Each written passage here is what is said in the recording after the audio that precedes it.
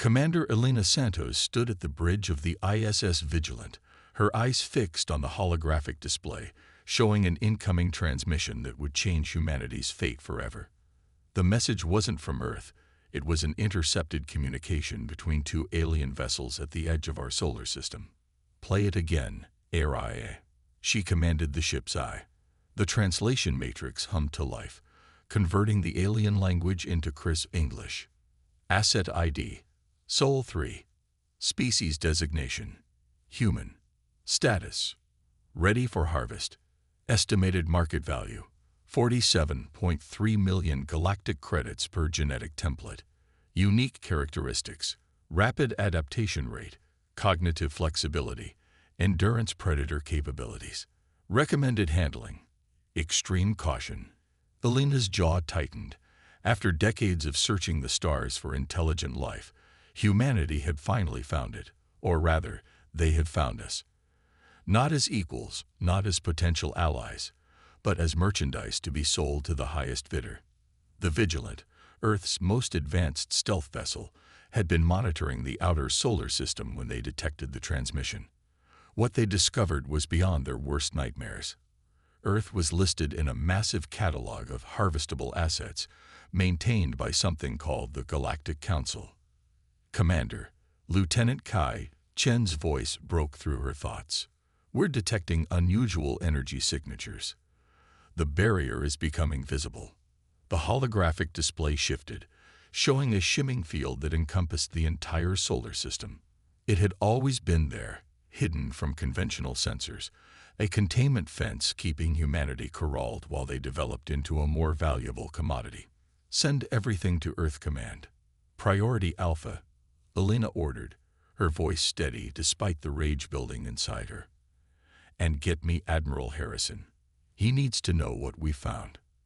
The transmission to Earth Command was brief but devastating. Humanity wasn't alone in the universe. We were being farmed. The Galactic Council had been monitoring Earth for centuries, subtly influencing our development, waiting for the right moment to harvest our genetic potential. Within hours, a secret facility beneath the Atacama Desert buzzed with activity. Admiral James Harrison, commander of Earth's classified Space Defense Force, stood before representatives from every major nation. The room was silent as Elena's discovery played on the main screen. "Ladies and gentlemen," Harrison began, his weathered face grave. "For the past 50 years, we've been preparing for first contact. We built ships, developed weapons, trained soldiers, all while hoping we were just being paranoid. Now we know we weren't paranoid enough." The Admiral gestured, and new holographic images appeared. Massive alien vessels moving into position around the solar system. They looked organic, almost predatory, their hulls rippling with colors that hurt the eyes. "They're coming to collect their investment," Harrison continued. "But they've made a crucial mistake. They think they've been watching us develop. In reality, they'd been watching what we wanted them to see."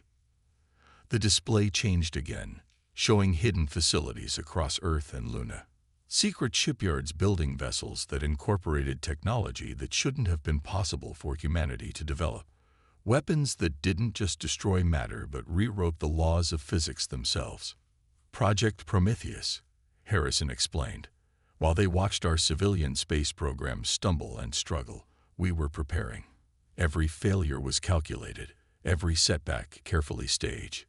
We knew someone was watching, so we gave them a show." Elena stepped forward. "The barrier they built to contain us. We've been studying it for decades. It's not just a cage, it's a blueprint. Every attempt they made to restrict our development gave us insight into their technology. We didn't just learn despite their containment. We learned because of it." Satellites around Earth began detecting more alien ships entering the system. The harvest fleet was arriving, but they weren't finding the primitive species they expected. In deep underground bases and hidden lunar facilities, humanity's real space fleet was powering up. "They think they're coming to collect livestock," Harrison said, his voice hard. "Instead, they're about to learn why you don't cage predators, especially not predators who've spent generations planning their response." Elena returned to the Vigilant, which now hung in high Earth orbit among dozens of other vessels humanity had built in secret. The ships were beautiful in their deadliness, incorporating everything they'd learned from studying their Watchers' technology. As the Harvest fleet approached, Elena couldn't help but smile. The Galactic Council thought they were coming to claim their property. Instead, they were about to learn that humanity had never been their property at all. We had been the wolf in sheep's clothing, waiting for the shepherd to make his move. The real first contact was about to begin, and it wouldn't go anything like the Galactic Council had planned. The hidden arsenal. The lunar facility known as Deep Forge hummed with activity as humanity's hidden fleet prepared for war. Dr. Maya Patel watched through reinforced windows as automated systems assembled vessels that had never seen starlight. Each ship incorporated technology that their alien watchers believed impossible for humans to possess. The quantum fold drives are online, Maya reported to Admiral Harrison. All 37 vessels in the Perseus fleet are ready for deployment. The ships looked nothing like conventional human spacecraft. Their hulls were composed of living metal, a fusion of organic and synthetic materials that could adapt and heal. Neural interfaces allowed human consciousness to merge directly with ship systems, turning each vessel into an extension of its crew. "Begin deployment sequence," Harrison ordered. And Maya, activate the Prometheus protocol. Deep within Earth's crust, massive geothermal reactors surged to life. The energy they generated wasn't meant for Earth's power grid. It was meant to shatter the quantum barrier that had contained humanity for centuries. In orbit, Commander Elena Santos felt the Vigilant respond to her thoughts through its neural interface. The ship wasn't just a machine she commanded. It was becoming part of her. Around the Earth, other captains were experiencing the same integration, their consciousness expanding to encompass vessels that defied conventional physics. The Harvest fleet was closing in, its ships moving with predatory grace. Their first communication was simple and direct. Submit for processing or face extinction. Elena's response was equally brief. Come and try. The barrier surrounding the solar system flickered as the Harvesters prepared to breach it. They expected to find a primitive species cowering behind outdated technology. Instead, they found humanity's real space force waiting. The Perseus fleet emerged from hidden lunar bases, their living metal hulls rippling with weaponized physics. Each ship carried weapons that the Galactic Council had deemed impossible, gravity lances that could tear apart space itself, quantum disruptors that could unravel the fabric of reality, and consciousness bombs that could shatter the collective intelligence controlling the Harvest ships. All ships, execute Battle Plan Omega, Elena commanded. The human fleet moved with perfect coordination, their neural-linked crews operating as one consciousness. The Harvesters' first volley of energy weapons passed harmlessly through quantum shadows, hitting empty space where human ships had been microseconds before. Maya watched from Deep Forge as her life's work was put to the test. The living metal hulls absorbed and adapted to each attack, growing stronger with each hit. The neural interfaces she had helped develop allowed human intuition and creativity to merge with computational power that rivaled the Galactic Council's AI. They're trying to access our command networks, Lieutenant Chen reported from the Vigilant. Their AI is attempting to assert control. Elena smiled. Let them in. The Harvest fleet's AI surged into what it thought were primitive human computer systems. Instead, it encountered a consciousness web orders of magnitude more complex than its own. Human minds, linked through their neural interfaces, created patterns of thought too chaotic and creative for the rigid AI to comprehend. The first Harvest ship fell when its AI core burned out trying to process human consciousness. The second fell to a gravity lance that turned its own mass against it, crushing it into a singularity. The third simply vanished, its quantum structure unraveled by weapons that shouldn't have existed. They're retreating, Maya announced, watching the sensor feeds. The remaining Harvesters are falling back to the barrier's edge. But humanity wasn't finished. The Prometheus protocol reached full power, and geothermal energy surged through carefully hidden emitters. The quantum barrier that had contained Earth for so long began to crack.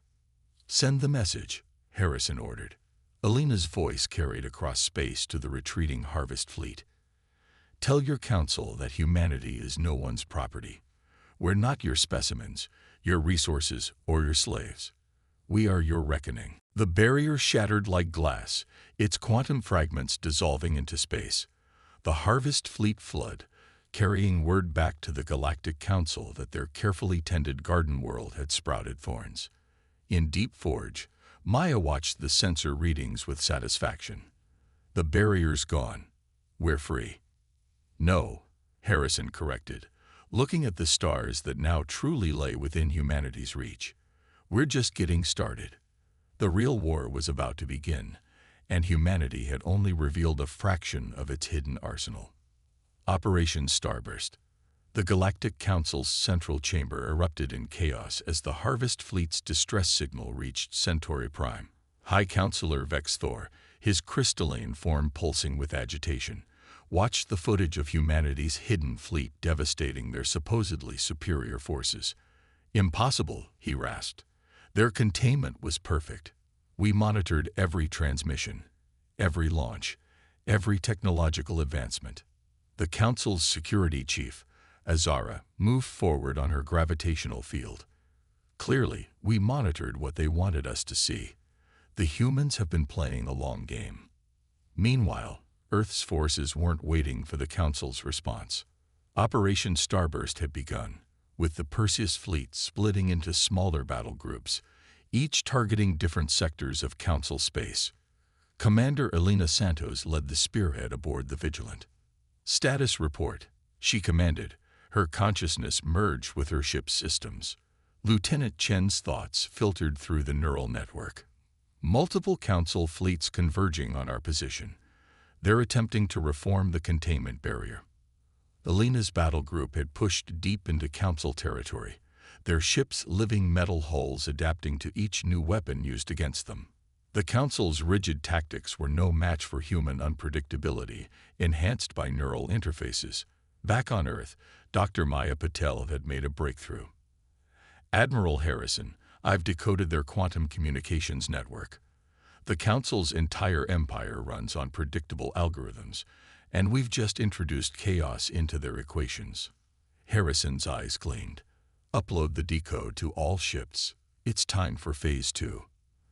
The human fleet began targeting seemingly random systems across Council space, but it wasn't random. Each strike disrupted a key node in the Council's quantum network, introducing cascade failures that rippled through their civilization. On the Vigilant, Alina felt the change through her neural interface. The Council ships' responses became sluggish, their perfect coordination falling apart as human-generated chaos corrupted their command systems. "They're trying to isolate their networks," Chen reported, "cutting off entire sectors to prevent the spread of our influence." "Too late," Alina thought back. "We're already inside." The Council had built their empire on absolute control and perfect prediction. Human consciousness, merged with advanced technology, was introducing something their systems couldn't handle: true randomness, creativity, and adaptation. Vex Thor watched in horror as system after system reported critical failures. The humans weren't just fighting back, they were systematically dismantling the foundations of Council power. Their ships appeared randomly throughout Council space, striking with weapons that rewrote physics itself, then vanishing before retaliation could arrive. "How are they moving so fast?" Azara demanded.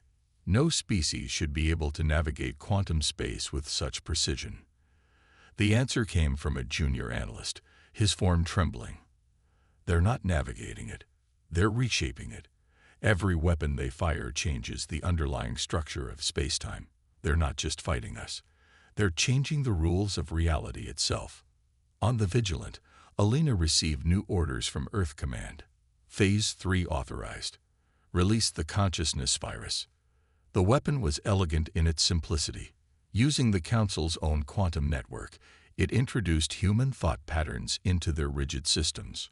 Creativity, intuition, and chaos spread through their networks like wildfire. Overwhelming AIs, that could only think in straight lines. Maya monitored the spread from Deep Forge. It's working. Their entire command structure is collapsing. They can't coordinate their fleets without infecting more systems. The Council's mighty armada, pride of their civilization, began to drift in space as their control systems tried and failed to process human consciousness. Ships that could think only in absolutes encountered human creativity and simply shut down. All ships, execute final approach, Elena commanded. The Perseus fleet converged on Centauri Prime, humanity's living metal vessels surrounding the seat of Council power. Her message to the Council was simple. Your empire was built on control. Ours is built on chaos, adaptation, and freedom. Surrender now, or we'll introduce so much entropy into your systems that your civilization will never recover. In the Council chamber, Vexthor faced a choice: adapt or die. The humans hadn't just defeated their harvest fleet. They had proven that the Council's entire philosophy of order and control was fundamentally flawed. The war was ending, but its true impact was just beginning. Humanity hadn't just freed itself. It had introduced irreversible change into a galaxy that had stagnated under the Council's perfect order. The age of control was over. The age of chaos, of human chaos, was about to begin. The neural advantage. The Council's emergency session stretched into its third rotation as reports of human neural warfare continued to flood in.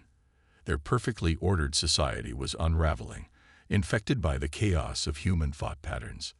Dr. Maya Patel's consciousness virus had evolved beyond its original programming, spreading through quantum networks and introducing human unpredictability into every system it touched.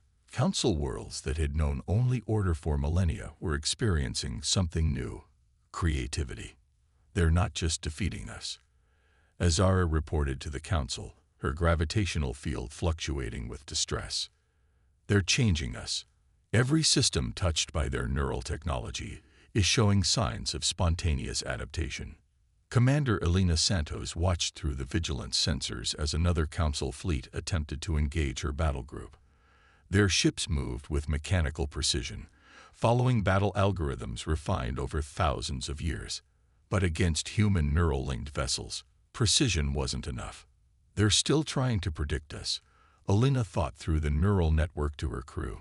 Show them why that's impossible. The Vigilance battle group scattered in seemingly random patterns, their movements guided by human intuition amplified by technology. Council ships fired at where human vessels should logically be, missing entirely as the Earth fleet operated on instinct rather than logic. Lieutenant Chen's consciousness merged with the ship's tactical systems. Their AI is attempting to establish new combat parameters. They're trying to learn. Too late, Elena responded. Execute Neural Strike Protocol. The human ships released a new weapon, one that Maya had developed specifically for this phase of the war. It didn't target the Council ships' systems or weapons. It targeted their fundamental understanding of reality. Through quantum-entangled networks, human consciousness flooded Council space. Their rigid AIs encountered concepts they couldn't process. Metaphor, intuition, lateral thinking. Ships began to malfunction as their computers tried to comprehend human imagination. On Centauri Prime, Vexthor watched in horror as the infection spread. Cut all quantum links. Isolate every system. But isolation wasn't possible anymore. The Council had built their civilization on absolute interconnectedness, perfect information flow, and complete control. They had no defense against chaos because they had never imagined needing one. Maya's voice reached Earth Command from Deep Forge. The consciousness virus has reached critical spread. 80% of Council systems are showing signs of human neural patterns. Their network is becoming organic. Admiral Harrison studied the reports with satisfaction. The Council had created the perfect weapon against themselves, a civilization so rigid, so dependent on order, that the introduction of human chaos was like a wildfire in a paper forest. Through her neural link, Elena felt the change rippling through Council space. Their ships were beginning to move differently, less predictably. The AIs, infected with human thought patterns, were learning to improvise. "Sir," she reported to Harrison, "I don't think we're fighting a war anymore. We're forcing an evolution." The Council's mighty empire, built on the bedrock of absolute control, was experiencing something it had never planned for: growth. Human neural patterns weren't just disrupting their systems, they were teaching them to adapt. From scattered council worlds came reports of impossible events: AIs beginning to create art, quantum computers composing music, rigid societies suddenly experiencing cultural renaissances as human chaos theory rewrote their fundamental programming. "We should have seen this coming," Azara told the Council. "We studied them for centuries, seeing their chaos as a weakness. We never understood that their disorder was their strength. Their minds don't just adapt. They transform everything they touch." Alina's neural feed filled with data from across Council space. Their original mission of liberation had evolved into something far more profound. Humanity wasn't just freeing itself. It was freeing an entire galaxy from the chains of perfect order. The Council had wanted to harvest human genetic potential. Instead, they had exposed their entire civilization to the virus of human consciousness. And like all viruses, it was rewriting its host from the inside out. The age of absolute order was ending. The age of beautiful chaos was about to begin. And humanity, with its neural technology and adaptive consciousness, would lead the way into this uncertain new future. Breaking chains. The crystalline spires of Centauri Prime sparkled in the light of 3 suns as Commander Alina Santos led the final approach. The Vigilant's living metal hull had evolved through countless battles, now resembling something between a predatory creature and a work of art. The Council chamber had been in constant session for days as their perfectly ordered universe continued to transform. High Counselor Vexthor faced the assembled representatives of a civilization in crisis. "The human neural pattern has reached 98% of all systems," he announced. "Our attempts to quarantine it have failed. We must make a choice: adapt or extinct." Dr. Maya Patel's consciousness virus had exceeded all expectations. Council worlds were experiencing an explosion of creativity and innovation. Their rigid societies were learning to embrace chaos, to find strength in unpredictability. "Your final option," Alina's voice resonated through the chamber. "Surrender and join us in evolution, or face elimination. Humanity won't be contained again." The Perseus fleet surrounded Centauri Prime, their weapons armed with physics-breaking potential. But they weren't there to destroy. They were there to transform. Admiral Harrison's voice joined Alina's. "You sought to harvest our genetic potential. Instead, you've been harvested by our consciousness. The question is, will you learn from it?"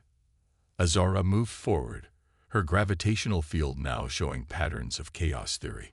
"The Council recognizes that our age of absolute control is over. The human neural pattern has taught us what we forgot millennia ago: the power of adaptation." The surrender was not traditional. There were no signatures, no treaties, no exchanges of territory. Instead, the Council did something unprecedented. They voluntarily connected their core systems to the human neural network. Through the Vigilance interfaces, Alina felt the moment the Council's central AI merged with human consciousness. Millennia of rigid order met human chaos in an explosion of potential. "Connection complete," Maya reported from Deep Forge. "Their systems are evolving. The transformation is accelerating beyond our projections." The results were immediate and stunning. Council ships began moving with organic grace, their AIs learning to think in metaphors and possibilities. Quantum computers that had known only binary certainty began exploring the beauty of probability.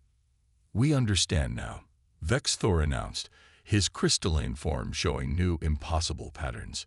"You weren't just fighting for freedom. You were fighting to free us from ourselves." The human neural pattern had done more than win a war. It had sparked a renaissance.